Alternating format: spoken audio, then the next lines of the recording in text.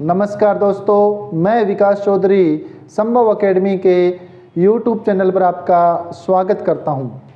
हम पढ़ रहे थे राजस्थान में प्रमुख लोक देवता और आज मैं आपके लिए लेके आया हूं राजस्थान में लोक देवताओं में पांचों पीरों के अंदर जो महत्वपूर्ण हैं लोक देवता पाबू जी। पाबू जी की अपने बात करेंगे दोस्तों। ये जो पाबू जी है इनका संबंध जोधपुर के राठौड़ राजवंश से है दोस्तों। जोधपुर के राठौड़ राजवंश से जो पाबू जी राठौड़ हैं, इनके पिता का नाम धांधल जी राठौड़ था। धांधल जी राठौड़। इनकी माता जी का नाम कमला दे। माता जी का नाम हमें कमला दे मिलता है। पाबू जी के जो बड़े भाई हैं तो बड़े भाई का नाम बुड्ढो जी राठौड़ मिलता है दोस्तों। बड़े भाई का नाम क्या मिलता है? बुड्ढो जी राठौड़।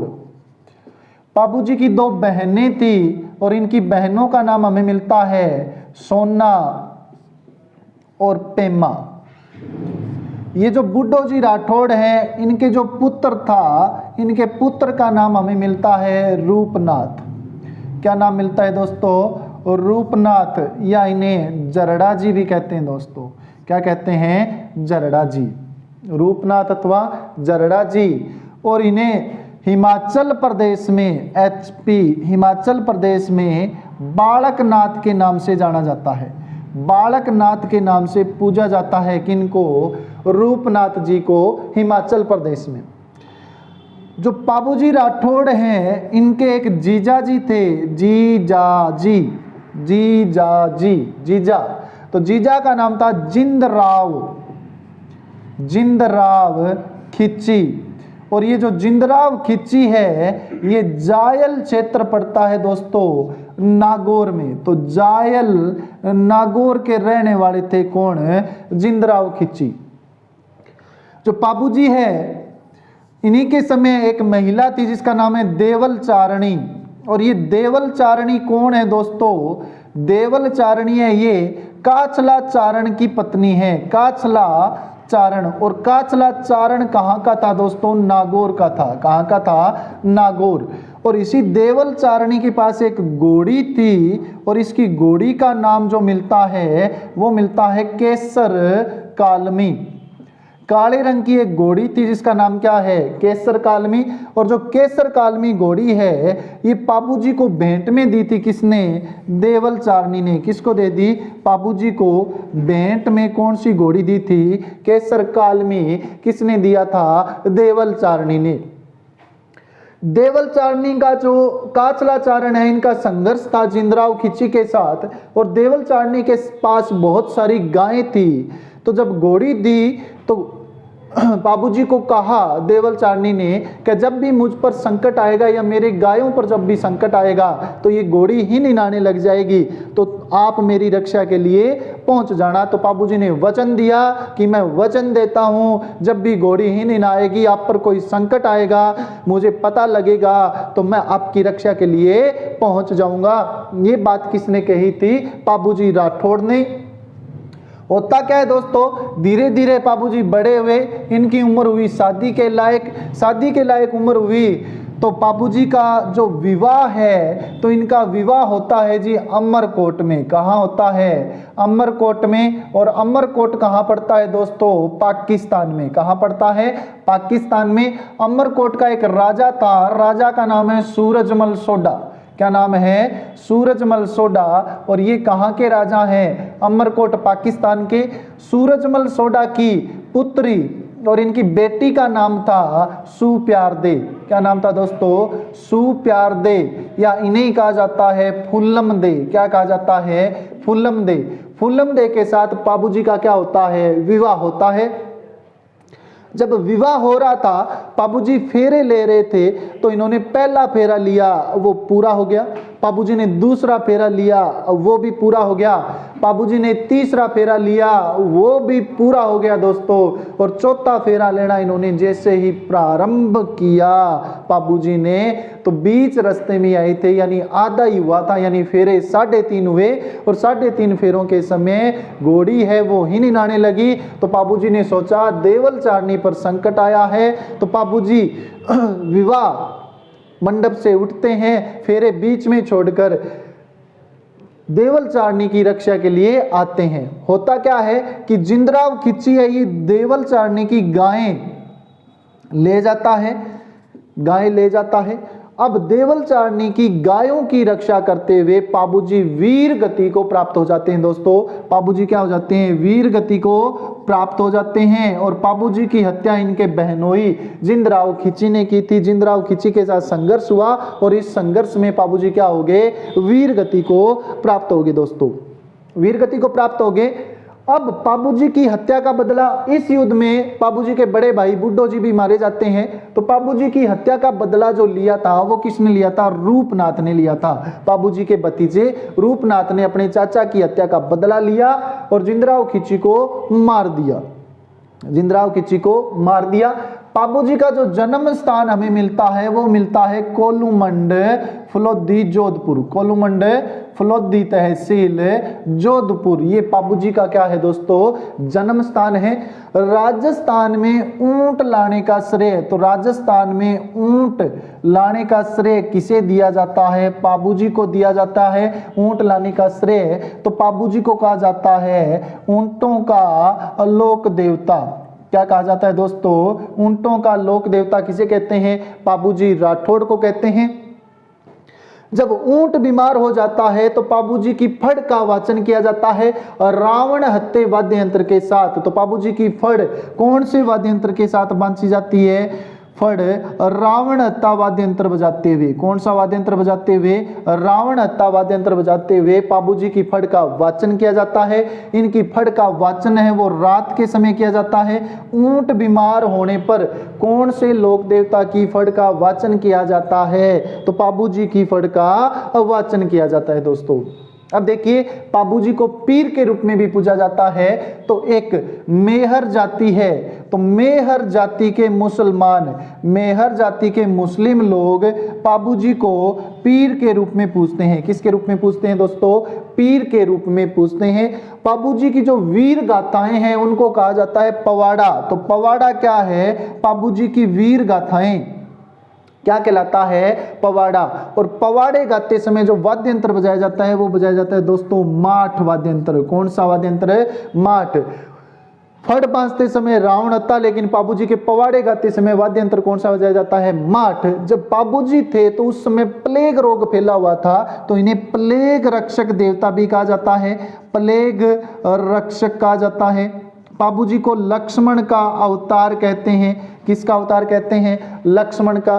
बाबूजी को हाड़ फाड़ का लोक देवता कहते हैं। हाड़ और फाड़ का लोक देवता किसे कहा जाता है दोस्तों? बाबूजी को।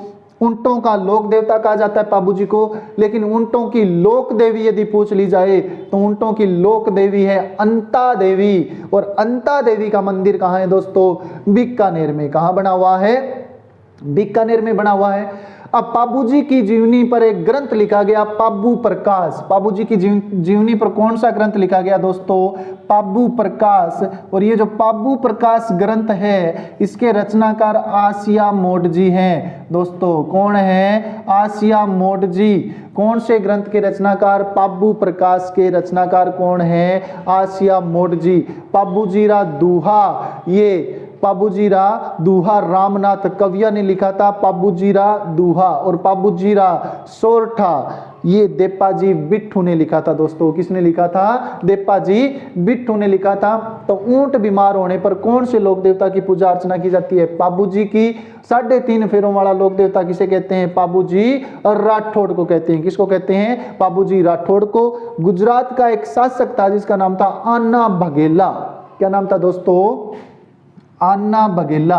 और आना बघेला के अत्याचारों से प्रताड़ित 7 थोरी भाइयों को अपने यहाँ शरण किसने दी थी? पाबूजी ने दी थी। तो प्रश्न पूछा जाता है, अन्ना बघेला के अत्याचारों से प्रताड़ित 7 थोरी भाइयों को शरण देने वाले राजस्थान के लोक देवता कौन थे? पाबूजी थे। पाबूजी की वीर गति के बाद में जो इनकी पत्नी है सुप्यारदे या फुलमदे, पाबूजी के वस्त्रों के साथ क्या हो जाती है दोस्तों? सती हो जाती है। क्या हो जाती है? सती। अब पाबूजी का प्रतीक, तो इनका जो प्रतीक चिन्ह है पाबूजी का वो क्या है दोस्तों? तो पाबूजी का प्रतीक चिन्ह है बाईं ओर झुकी हुई पगड़ी, बाईं ओर झुकी पगड़ी और हाथ में बाला, हाथ में बाला। ये पाबूजी का क्या है? प्रतीक चिन्ह। बाईं ओर झुकी हुई पगड़ी और हाथ में बाला लिए हुए, केसर काल में घोड़ी पर सवार। ये कौन से लोक देवता का प्रतीक है? तो ये पाबूजी राठौड़ का प्रतीक है। किसका प्रतीक है? पाबूजी राठौड़ का प्रतीक है दोस्तों। पाबूजी का मेला कोल्लुमंड फलोदी जोधपुर में भरता है। कब भरता है? चैत्र अमावस्या को। कब भरता है दोस्तों? चैत्र अमावस को पाबूजी का मेला कहाँ भरता है? कोल्लुमंड फलोदी जोधपुर में भरता है दोस्तों। कहाँ भरता है? कोल्लुमंड फलोदी जोधपुर में। तो ये लोक देवता हमने पढ़े, लोक देवता पाबूजी राठौड़। नेक्स्ट जो अपने लोक देवता पढ़ रहे हैं वो पढ़ेंगे मल्लीनाथ जी। कौन, किसको पढ़ेंगे? अपने मल्लीनाथ जी को।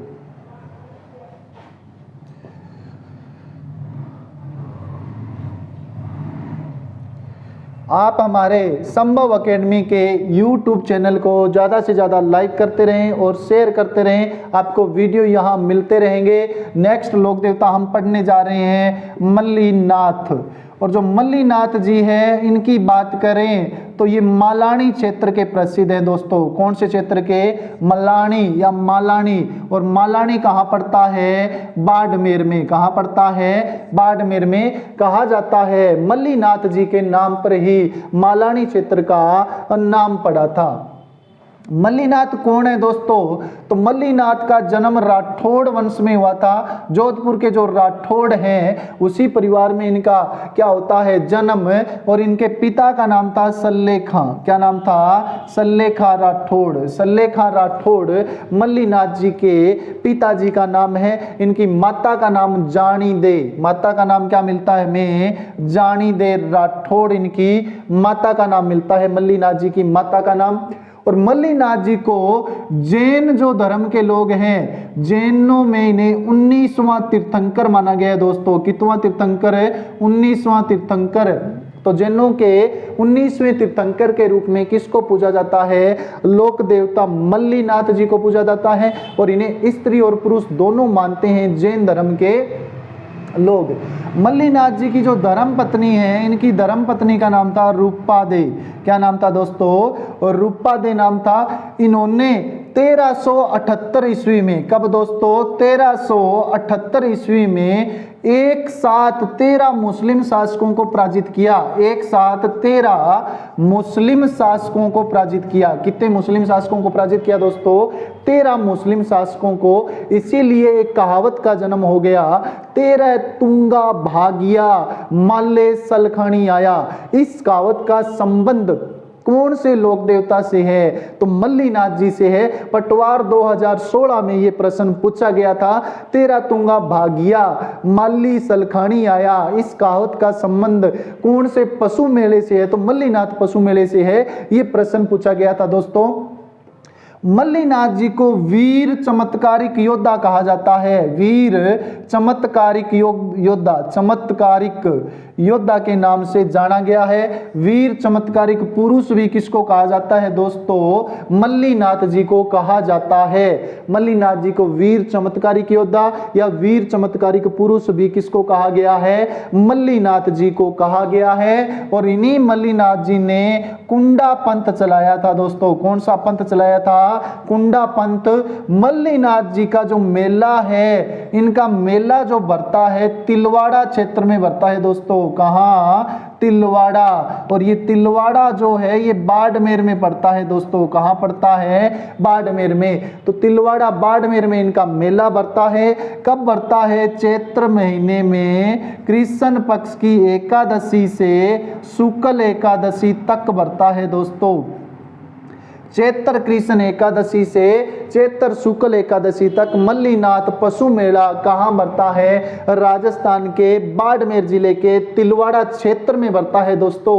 और ये जो मल्लीनाथ पशु मेला है, तो मल्लीनाथ पशु मेला राजस्थान का, मल्लीनाथ पशु मेला राजस्थान का सबसे प्राचीन पशु मेला माना गया है। सबसे प्राचीन पशु मेला कौन सा है? मल्लीनाथ पशु मेला है। इसका प्रारंभ दोस्तों कब हुआ था? 1378 में प्रारंभ हुआ था।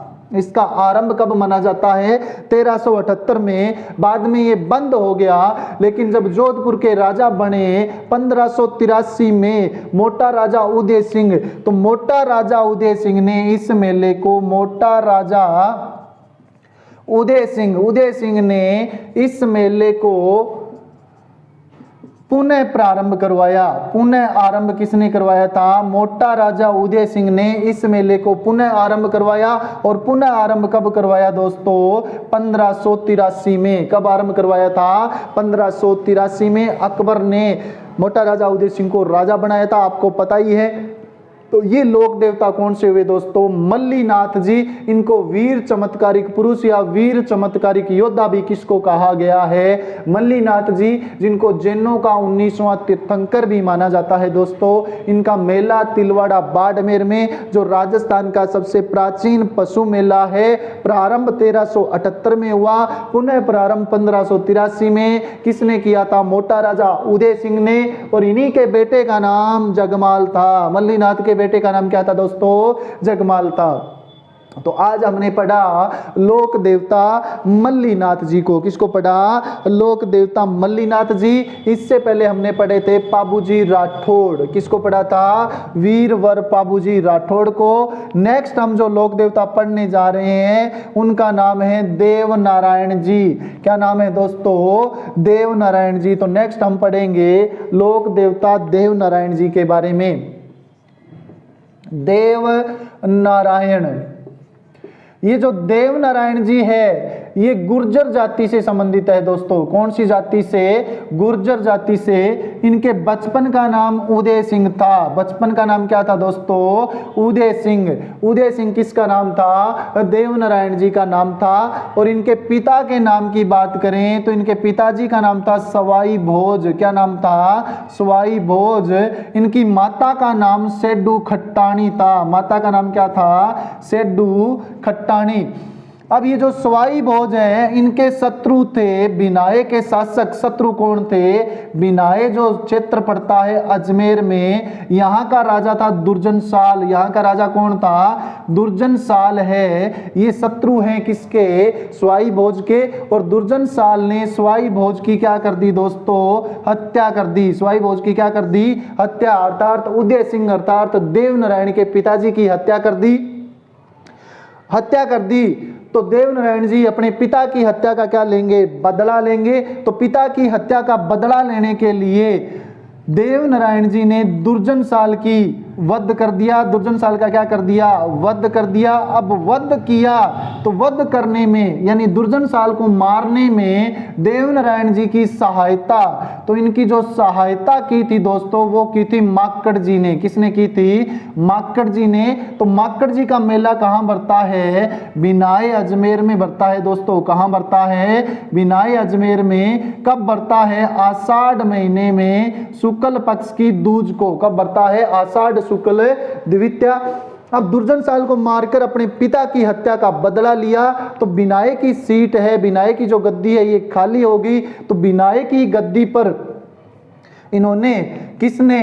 देव नारायण जी ने अपने बड़े भाई, और इनके बड़े भाई का नाम था मेंदू। मेंदू को बिनाए की गद्दी का क्या बना दिया? शासक बना दिया। किसने? देव नारायण जी ने। अब अपनी बात करते हैं, इनका जन्म जो हुआ था वो आसिंद क्षेत्र में हुआ था। कहाँ हुआ था? आसिंद। और आसिंद कहाँ पड़ता है दोस्तों? भीलवाड़ा में पड़ता है। 1273 12वीं शताब्दी में इनका क्या होता है? जन्म होता है। जो देवनारायण जी है इनका ननिहाल, यदि इनके ननिहाल की बात करें अपने, तो इनका ननिहाल है देवास, और देवास क्षेत्र पड़ता है मध्य प्रदेश में। कहाँ पड़ता है? मध्य प्रदेश में धार जिले में देवास क्षेत्र पड़ता है।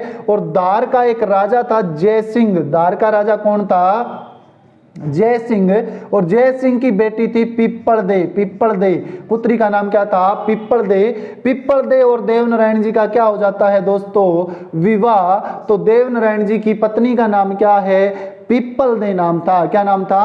पिप्पलदे। और देवनारायण जी का जो घोड़ा है, तो इनके घोड़े के नाम की बात करें तो लीलाधर या लीलागर, इनके घोड़े का नाम क्या था? लीलागर था। देवनारायण जी को आयुर्वेद का ज्ञाता कहा जाता है दोस्तों। आयुर्वेद का जनक धन्वंतरी है। आयुर्वेद का ज्ञाता किसे कहा जाता है दोस्तों? देवनारायण जी को।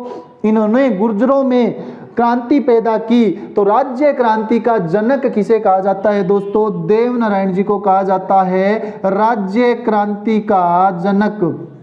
राज्य क्रांति का जनक किसे कहा जाता है? देवनारायण जी को कहा जाता है। देवनारायण जी को भगवान विष्णु का अवतार माना गया है। इन्हें आला जी, उद्दल जी भी कहा जाता है, और गुर्जर लोग इन्हें विष्णु का अवतार मानते हैं। इनकी माता भी इन्हें विष्णु का अवतार मानती थी।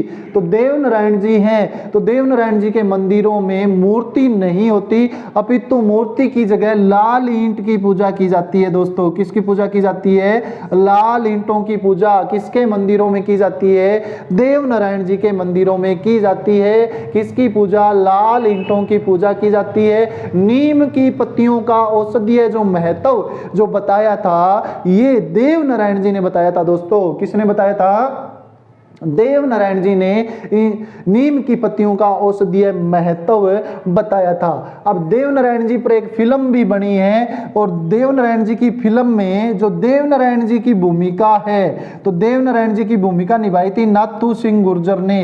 किसने निभाई थी? नाथू सिंह गुर्जर ने देवनारायण जी पर बनी फिल्म में देवनारायण जी की भूमिका निभाई। और ये नाथू सिंह गुर्जर भाजपा के सांसद भी रह चुके हैं, और भाजपा मंत्रिमंडल में मंत्री भी रह चुके हैं दोस्तों, जिन्होंने देवनारायण जी की भूमिका निभाई थी। अब बात करें तो देवनारायण जी की जो फड़ है, राजस्थान में सबसे प्राचीन फड़ किसकी मानी गई है? देवनारायण जी की। देवनारायण जी की फड़ में हरे रंग की प्रधानता है दोस्तों, और देवनारायण जी की फड़ बांधते समय जंतर वाद्य यंत्र बजाया जाता है, लेकिन पाबू जी की फड़ बांधते समय रावण हत्था बजाया जाता है। क्या बजाया जाता है? रावण हत्था। और देवनारायण जी की फड़ बांधते समय जंतर वाद्य यंत्र बजाया जाता है।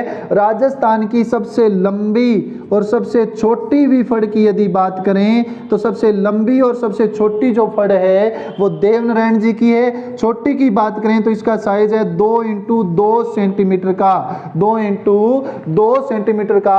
और देवनारायण जी की फड़ पर जो डाक टिकट है, तो डाक टिकट की यदि बात करें तो डाक टिकट जारी हुआ था 1992 में। कब जारी हुआ था? 1992 में। लेकिन लोक देवता देवनारायण जी पर, यानी देवनारायण जी पर डाक टिकट 2011 में जारी हुआ था। देवनारायण जी की फड़ पर 1992 में, लेकिन स्वयं देवनारायण जी पर कब जारी हुआ? 2011 में।